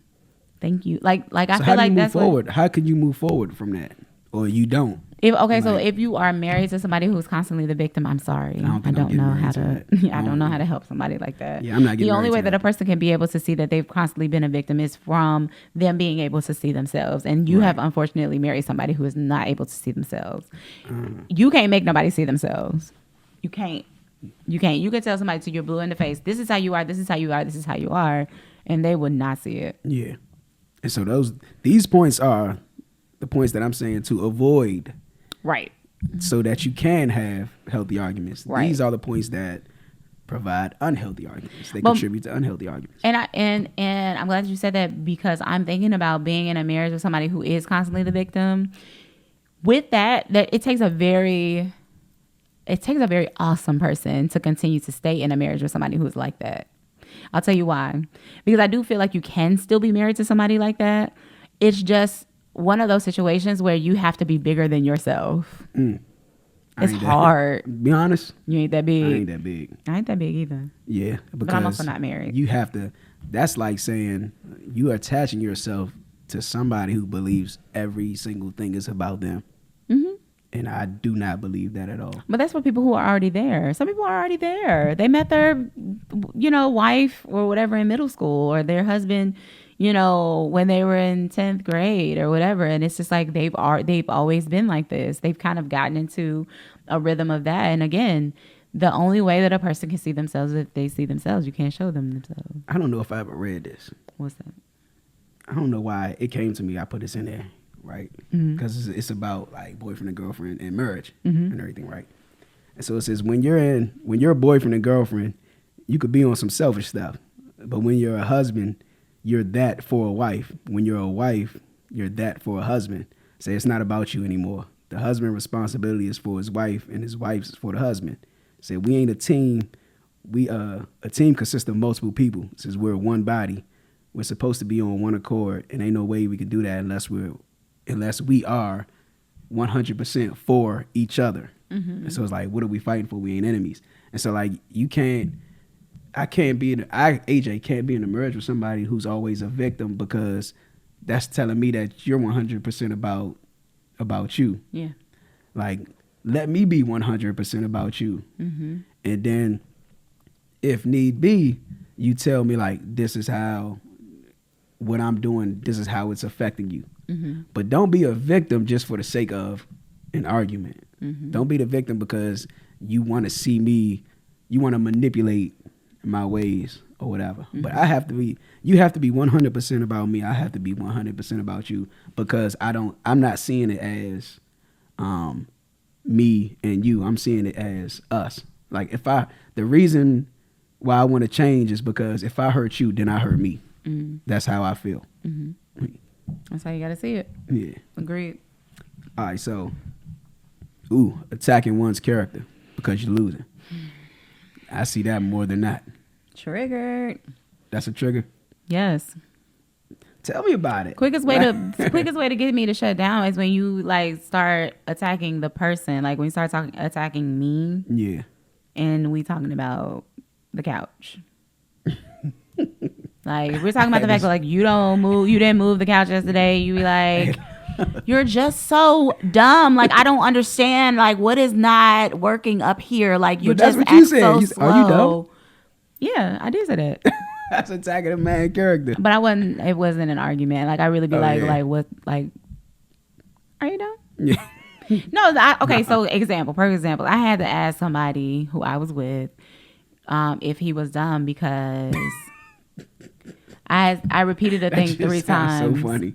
I did. My friend thinks this is funny too, but I asked him 3 times about the same thing. So I was trying to figure out, like, I wasn't trying to be like me, but I was really trying to, like, what's not computing? Like, maybe it's me. Like, something is like, are you dumb? Yeah, man. Like, am I speaking a different language? Like, what is happening? Yeah. Like, and then I realized he didn't place any emphasis on quality time. Right. I did. That's not his fault that he placed no emphasis on quality time. It is my fault for thinking that somebody else would place emphasis on quality time like me. So anyway, but Assumed. When we are talking, like even when we have like the chat and choose and things like that, whereas we get like collection of people who answer questions and all this other stuff. When you start saying like, I could never be a part of y'all relationship, like that just doesn't make any sense to me. Like, it just sounds so stupid. You're out. Yeah. Because now we're not talking about the question. The question was, do you think it's okay for your, like, this is just one of the examples of the question. Do you think it's okay for your husband to go to a strip club? Yes or no, because right? And say why. Yeah. Right. But don't say, well, that's just dumb. Like, you don't think he cheating on you, girl? You're out. Yeah. Because at this point, you're judging my relationship. That don't have nothing to do with you. By your opinions. Right. Your views, you're attacking, Something so that might work for us. Yeah, it's definitely a problem for me. Yeah. I had this one girl, this was some years ago, right? And it made me want to fight. So you know how I feel about the B word. Yes. Especially if a woman says it to me, right? So on Facebook, this would make it even more mad because it was on Facebook. This had to be like 2015. So you know I wasn't even in the best place back then anyway. Me and my men was having a conversation. We argued like, and we could do it with emotions and all that, but it never goes to nothing with us. Like, we men, so we're used to this. It's probably dysfunctional, but we used to it. We going back and forth about Floyd Mayweather and Pacquiao. This is before they fought. Like, and I'm like, my stance has always been, he's scared. And I believe he's scared, and I provide evidence on why I believe he's scared. And this girl, like, she's so in love with Mayweather or whatever, she called me a B. Oh. You a B? I'm like, what? Oh. It's funny now that I think about it. Yeah, I was going to say, it's and funny so like, later, but... I'm like, hold up. I'm that because... Exactly. So but that wasn't I did respond like, I'm that because of this? I was like, matter of fact, you going to have to prove to me this. I said, not you, your brother, or your father can prove that I'm that. I said, so now that you said it, you're going to have to show and prove. And the girl in the Baltimore or whatever.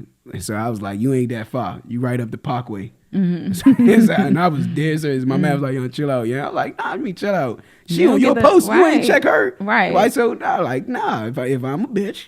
Right. Come on Then and show me. Yeah. Right. One of them dudes got to show me. Yeah, somebody. Yeah. And if you have a level of elevation, like, and you realize, like, it really be the person that be in a bag, you know what I mean? Like, that's the reason why they said what they said. But realistically, like, you're not always going to be thinking like that. Like, somebody call you out your name, like, you're going to be like, whoa, you know, even if it's not true. I don't be tripping too much now. Yeah, but I mean, I'm just saying, like, off, like, just your, you know, immediate reaction would be like, you know, but it's not really you. Like, you know, I know, you know that you're not. Yeah, that's why it don't bother me now, though. It really, I ain't gonna go to the disrespect. We already had that episode. But What? Nah, because I was about to say something about intentional disrespect is what. Oh yeah. But we already had that episode. Yeah. Don't major in the minors and minor in the majors. And so it's the same thing. It's almost like deflecting, like, but you're highlighting the things that don't matter in regards to this, you know, in regards to this argument. It's not to say that they don't matter at all, but like they have no effect on the bigger picture. Right. Of what we're talking about. And so, and I don't know why. This must be God's doing, because this is a scripture, and then it just so happened to be, I wrote this down some days ago, and this, I don't even know how the scripture just been in my head, and it was one of my prayers today. But today, my reading was in Matthew 23. My chapter was Matthew 23, and when I read it, it brought this scripture, and I was like, all right, God, so what are you doing? But he said, these things you should have done, but these things you should have not left undone. And he was talking to the Pharisees. He was saying, y'all, yeah, you tithe a portion of your mint and these things and all this. It says, but the weightier matters of the law you left undone. He said, so those things, yeah, you should have done those things. But the things, he said, judgment, mercy, and faith, he said, those things you left undone. And so when I was thinking about this, he was like, you major in the minor, minor in the majors. So those minor things, yeah, you should have done them. Like, yeah, maybe these things are relevant. But in respects to what we're talking about, the major aspect, he said, you don't leave those things. This you should not have left undone. And I don't want to discredit somebody. Like, if we was to have an argument, I don't want to discredit or like push aside the little things that you're saying and everything. But how do we address, like, look here, I understand what you're saying, you know, and those things may be important. But what we're talking about right now is way more important than that. You know, I don't want to make it seem like I'm pushing your little arguments to the side. See, even that sounds bad when I'm saying it now. And so I'm asking you, like, how do you address that? Like, especially if it's somebody that you care for, somebody that you're involved with. I think that you let the person get it out. I know a lot of times in my conversations or arguments or whatever, oftentimes I'll let the emotional person go first. And then once they get all of those small things out, you know. Do you address the small things, or do you still keep the main thing? Oh, I address them, but I don't. But once they get it out, a lot of times they'll realize that they really aren't that big, because then what you do is you go back with, you know, the majors, which are like, this is my character. This is what you've always known me to be. You got upset because of something that is an isolated incident, and that's okay. To the minors, because they know that's where they win at. What do you mean? Like they're highlighting the minor things because they know, like, that's where they check off the boxes, and that's where you don't. Oh, well, if that's the case, then when we go to the majors, then we can show them, you know, the same things. But we have to acknowledge first, like, that's my thing, is just acknowledging first that person, like, the way that they felt, there's validity there. But that's not the, like how small it is. Right. Yeah. Right. And then that's why always when there is a conclusion to the arguments that I have or whatever, it's like, where do we stand? Without me saying that, like, so where do we stand? No, I usually say, so, you know, I'm just letting you know, like, this is not that. Like, I know you understood it to be this, but this is my stance. This is your stance. Like, just kind of like doing a list, I guess. Not even a list. I don't even know what the word I'm trying to use is. But basically just summarizing, you know, what the argument was about, because of the fact that there are the majors and there are the minors. And again, I think that they're all relevant. We just don't want to stay in the minor things. Yeah. Right. We just want to make sure that, the major things are all checked off. So I get what you're saying. I got to do better with that.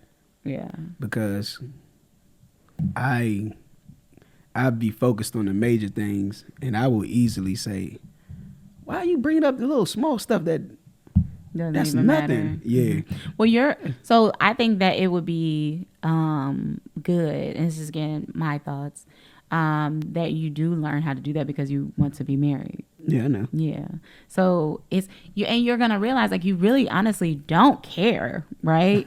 But that it's important for your relationship for you to allow your wife to be able to get off what it is that she needs to get off. Yeah. Even if that's not the biggest thing about what you guys are talking about. Right. Mm-hmm. But let the emotional person go first. What if neither of us are the emotional person? Well, that's a lie. Are they a woman? That's a lie. Right. I was gonna say. Wait Take it back. Yeah, and I do, and this is not to say that there aren't women who aren't super emotional, right? Yeah. Because I don't think that I'm a super emotional woman. I think I am emotional, but I don't think that I'm like, you know what I mean? And I don't feel like I feel everything either. Yeah, I realize I don't want super emotional. I can't. I ain't gonna say I can't deal with it. Yeah, but it's too much, man. It's a lot. It's a lot. Yeah, it's a lot for me. I have women friends who are like over the moon emotional, but I appreciate them. I mean, we have great conversations, and I just be like, girl. Yeah, it's hard for me because I'm a holder, but I'm not the greatest consoler. Like I don't have the words to say to comfort and everything. I could just hold you through it. Mm-hmm. And so when you putting all that emotion and everything, I'm just going to absorb it physically. I can't. I'm the same way. Yeah. And I'm a girl. I'm the same. I literally am. Like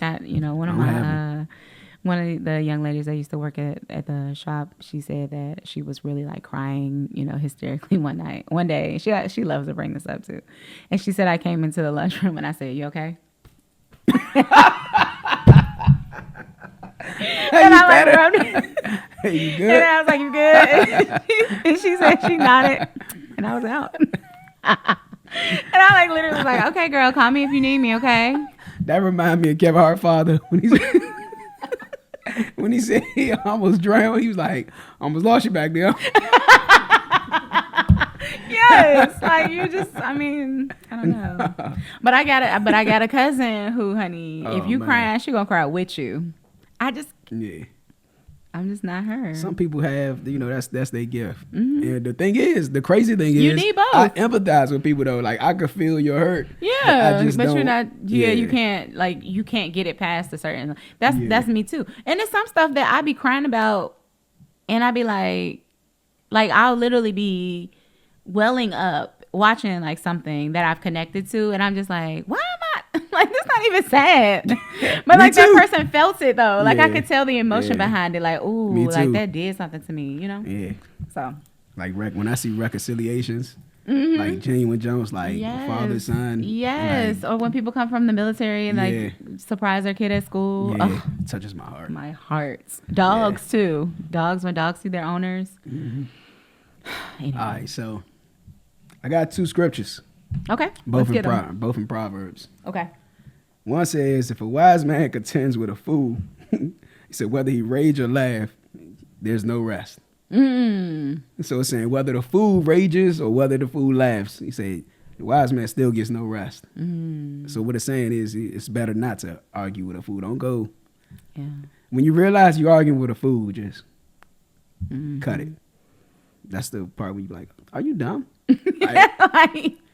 Cut it. Yeah. I'll do better at stopping. I won't ask that anymore. And this one says, a fool utters all his mind, but a wise man keeps it till afterwards. Yeah. And I hate to say this, but I'm going to say it anyway. Say it. 'Cause I like controversy. When you said... let the emotional person go first. Let the emotional person... Yeah. That's what it made me think of that. Mm-hmm. So you said... So Darah is saying the emotional people are fools. Whatever. But yes.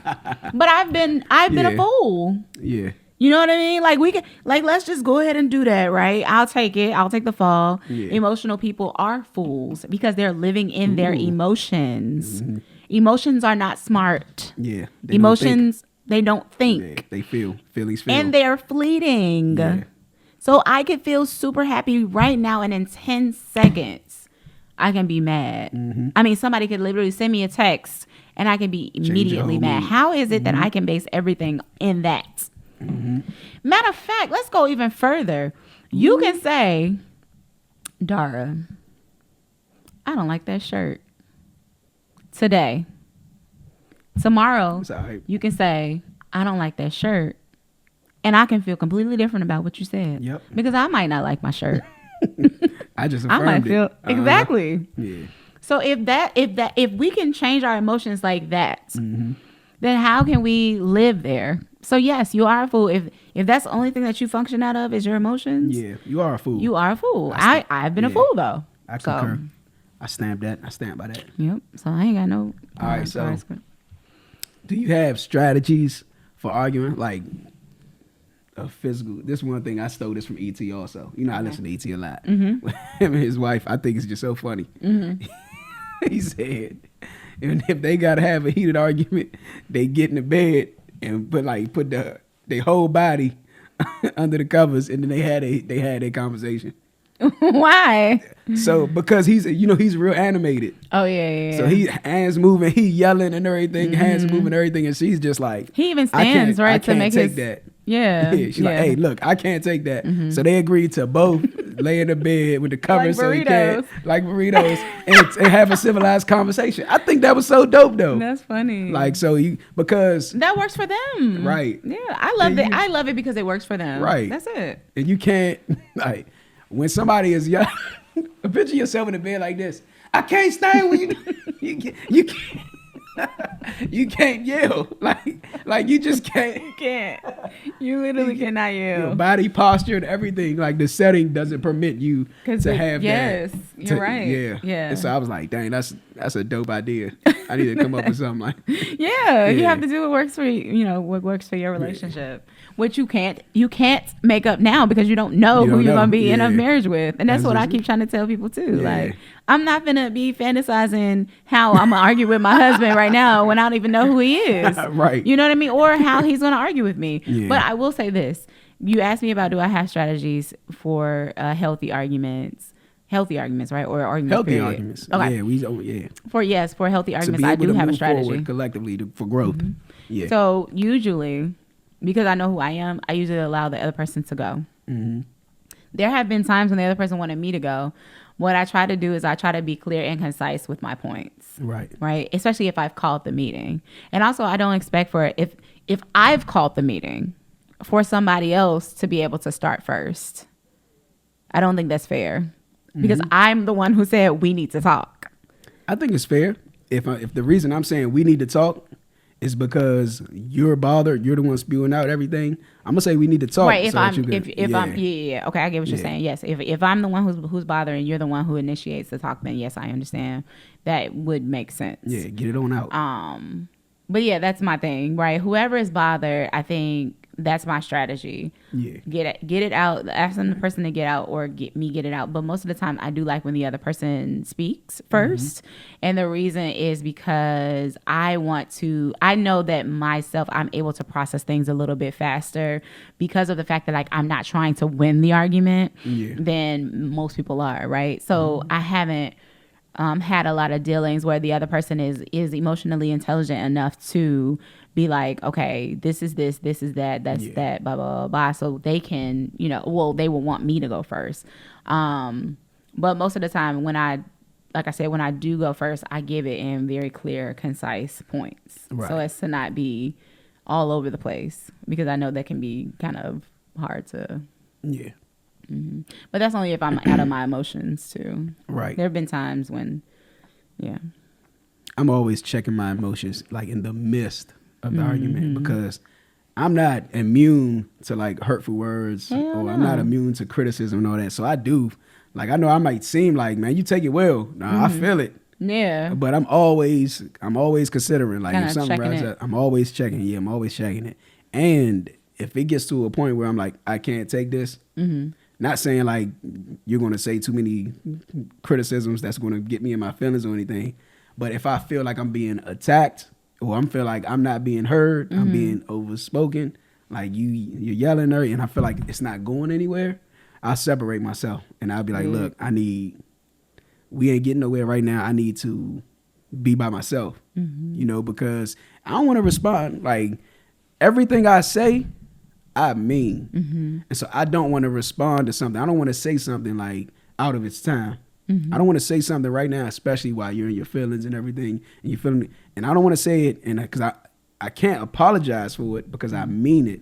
But I don't want you to take it a certain way right now, and I don't want you to seem like, I don't want it to seem like I'm beating you down, right, or I'm attacking you in this moment. And so, like for me personally, sometimes I just have to separate, and like we gonna have to reconvene when both of our emotions. Yes, and I think that's fair. Yeah, I think that's fair, and I think that's a good steward of relationship. What? I know quite a few women that'll be like, "Nah, we need to handle this right now." Like, no, why you? Let's talk about this now. And I'm like, yeah, but I think if y'all aren't getting anywhere, then I mean, 2 hours, 9 hours. I'm not about to sit here and argue with you for no hour. Well, that's what I guess I'm saying is like, you know, I'm gonna just step off. You're just gonna be mad. But do you? When a woman says that, says what? I want to talk about it now. Let's talk about it now. We can talk about it now. What she's saying is, I want to connect to you. Like I'm feeling disconnected. Because remember what I told you about what we do with our words. So if she's telling you that, she's saying it's not like I just want to be right now, or I just want, you know, for you to feel dumb, or I just want for this to be all out of control. What she's saying is, do not walk away from me because I need to be connected to you. At the expense of my hurt? Because if you're attacking me, if you're beating me down, you want me to stay right there. But listen to what you're saying. Now you have the equipment to be able to say that.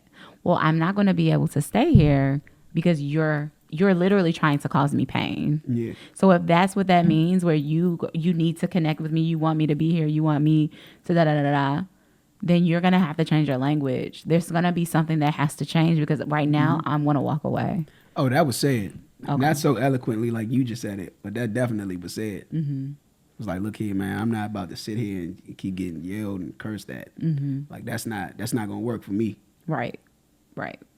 And so if we can't talk civilized, like we can't sit here and talk like human beings, like grown adults, I'm not going to do it. Yeah, you said the same thing I just said. But like, you know, in a man way. Because y'all don't say as many words as we do. So I don't even expect for you to say it the same way. But yeah, I mean, you get it. So again, these are the red flags though. If I can't have a good argument with you, then okay, well, this is where we stop. If every time we talking, you want to like throw cups at me and yell and you know what I mean, cuss at me, call me a B-word, all this other stuff, then I already know, nah. Like not even if you're in that season. Because again, the other thing that I'm being unapologetic about is I don't want the developing you. I don't want to find out. That's me. Especially while we're 30, like we're you know what I mean? We're in our 30s. Like if you can't just be a better person right now, because I'm bringing you somebody who's whole. I ain't trying to see what it's like to find out later on if you're going to, you know, sometimes not throw cups at me. Like, no. I don't want you to throw cups now. So sometimes not throw cups. But, you know, people always say, like, you're always going to get a developing person to somebody. Oh, yeah. I do. And I feel like you should be true and honest with yourself about if you're okay with where they are in their development. Right. Everybody's constantly developing. Right. But that's what I guess I meant. I didn't mean, so if that was the way that it came out, I didn't mean, you know, that you want somebody who's already arrived, because we're never arrived. Yeah, we're always arriving. And then plus, once you get into a relationship, like once you get intertwined with something, there might be areas that you thought you had taken care of that the little part that wasn't might be magnified. Period. And then I still don't think it's time to run, but you gotta really realize, really understand how you need to deal with this with that person. Yeah. Like I want to deal with it because it affects you. Mm-hmm. And so, but how do we move forward together in this? And I own my mess. I take responsibility for my stuff. Mm-hmm. Yeah. All right, so that's all That's I good. had. You had Yeah. any? No, that was good. I like that. I really enjoyed that. I was watching Drink Champs, and it was the episode with DMX. Have you seen it? I didn't watch the whole thing, but I did see. I probably saw at least 75%. Probably the of it. worst and best conversation I've ever heard in my life. Like you say literally that? the worst and You said best. conversation though.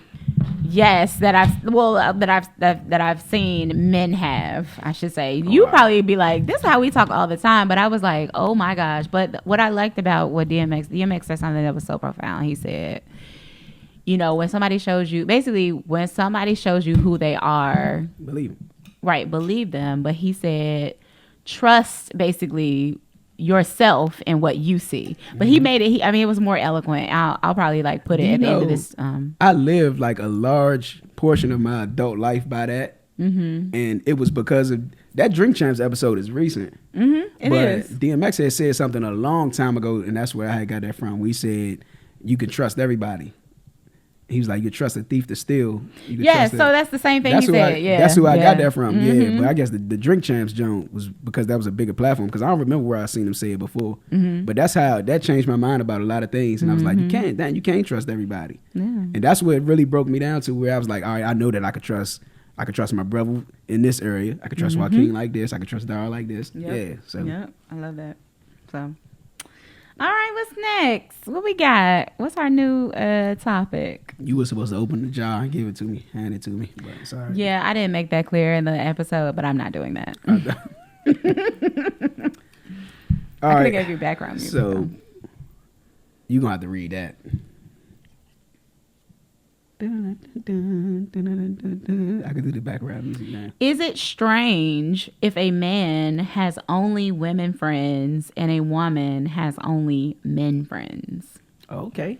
That's That's a good. big term. Yeah, I like that. From the communication and all right. Yeah, that's good. So?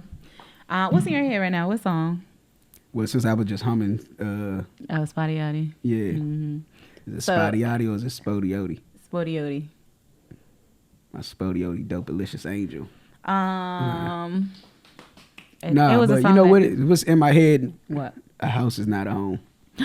Sing. No. Bring, A chair bring. is still a chair. Hey. Even when there's no one. Nah, all right, go ahead. You got it. Sit, sing. You know what? I was real disappointed in this past week because I found Why? out that that's not his song. It's a lot of songs that are not his songs. I know, and Oh. that made me even more disappointed. Oh, I is was that like, what you guys Luther, been talking about? How Luther Who? has all these remakes? Who's you guys? Oh, I mean, so you're not the first person that I've heard this week. Is it something that happened on social media where you guys have Oh were yeah, so presented with all of his And I was remakes? like, wow, it was Dionne Warwick. It was originally Dionne Warwick's song, and I was like, man, I'm so upset But that this is not a Luther original.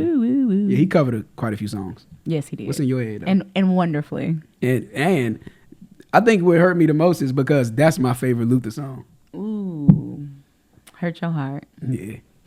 They were saying that the reason why Lisa was saying that the reason why Ruben Studdard didn't do a lot of Luther songs because he gave like that Luther-esque way was because a lot of them were not Luther songs, so he couldn't like do them again because they didn't never belong to Luther.